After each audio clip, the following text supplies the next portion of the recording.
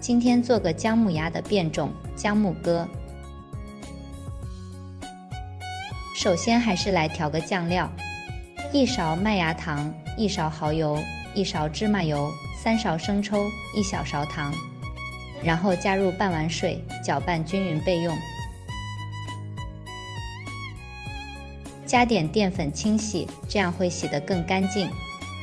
然后姜片要多切点，这样才更香。倒入食用油和些许芝麻油，放入姜片，小火慢煎。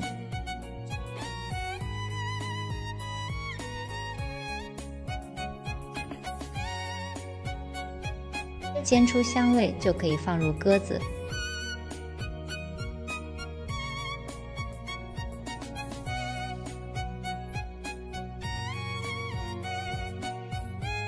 倒入酱料，小火慢煮。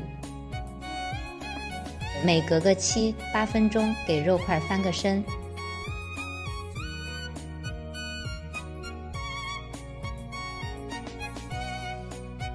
小火慢煮45分钟左右就可以出锅啦。又是丰盛的一餐。